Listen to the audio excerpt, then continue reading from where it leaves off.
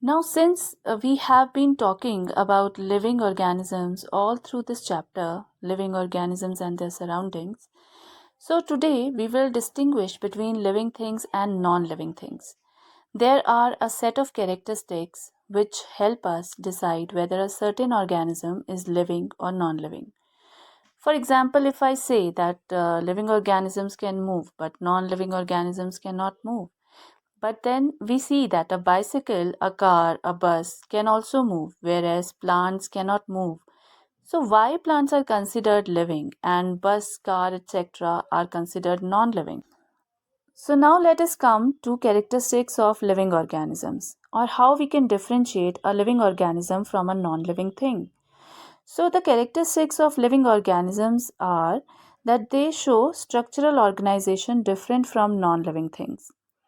Then they show growth, movement, nutrition, excretion, reproduction, respond to stimuli, and respiration.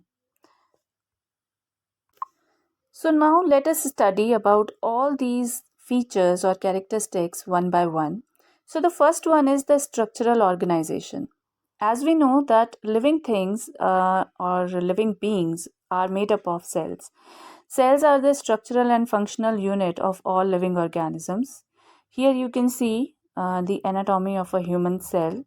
There is nucleus in between and cell wall on the outside. Then, based on the number of cells, we have unicellular and multicellular organisms. Unicellular organisms are those which contain single cell, that is, for example, like amoeba, paramecium. And then multicellular organisms, they contain more than one cell, for example, plants, animals, human beings, etc. Then the second feature is growth. So, what is growth? In human beings or animals, you must have seen that positive changes occur in our body over a period of time. So, growth may be physical as well as mental. When you were a small baby, you could not walk and even talk. But gradually, when the growth, that is both physical and mental, took place, you started sitting, then crawling, standing, walking, talking, and even today, you are growing in height. So, even in adults, the mental growth keeps on taking place. Now, even in plants, when you sow a seed or a small sapling of a plant, it grows and there are changes in it over time, which converts the seed into a full grown plant or tree, which may bear fruits and flowers. But in case of non living things, growth cannot be seen in this manner. Now, the third characteristic is that living things respire. So, both plants and animals do respiration. During respiration, oxygen is used and carbon dioxide is released. Now, what is respiration? Respiration is the chemical process in which food taken by an organism combines with oxygen to release energy. So, this energy is used by the organism to carry out its various life processes. Carbon dioxide and water are the other products of the process of respiration. So, here you can see that food combines with oxygen, food plus oxygen, it gives carbon dioxide plus water plus energy. And why is respiration essential for all living organisms? Because it provides energy to be utilized by all living organisms for carrying out various life processes. So, without respiration, there would be no energy, and hence, the various life processes which are going on inside the body of an organism, or the movement, or any other thing which requires energy, that would not take place.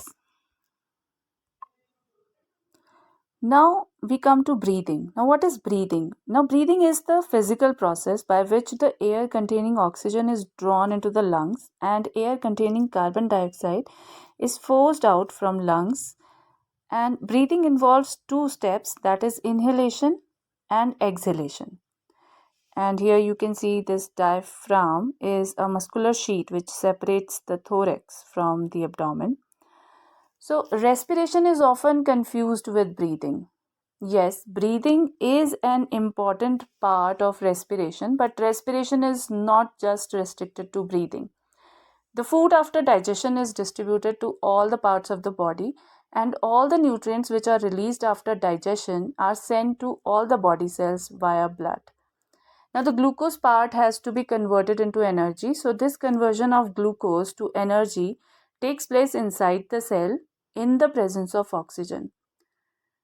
This oxygen requirement is fulfilled by the process of inhalation, whereby we breathe in oxygen. So, this process is known as cellular respiration. As a result of cellular respiration, carbon dioxide is produced, and this carbon dioxide is thrown out of our body as exhalation. So, we can say that breathing is a part of respiration, so that the requirement of oxygen for respiration is fulfilled, and carbon dioxide, which is released during this process, can be removed or eliminated from our body. Now, like human beings or animals, respiration occurs in plants also. So, let's see how it happens. Plants need energy for their development and growth. Plants produce sugar, that is glucose, and oxygen through photosynthesis, which is used to produce energy. So, here you can see the process of photosynthesis, that is carbon dioxide plus water in the presence of sunlight gives rise to glucose plus oxygen. So, this is the process of photosynthesis. Energy is produced by breaking down glucose using oxygen. This process of producing energy by oxidizing glucose is called respiration, as we talked about in case of human beings or animals. So, respiration is glucose plus oxygen giving rise to carbon dioxide plus water plus energy. Now, for respiration, photosynthetic oxygen, all right, that is oxygen which is produced during the process of photosynthesis, is utilized along with the atmospheric oxygen, that is oxygen from the atmosphere. During the daytime, oxygen produced during photosynthesis is used for respiration as well. Now, during night time, photosynthetic oxygen is not available because plant is not doing any photosynthesis at this time. So, therefore, atmospheric oxygen is taken in through stomata.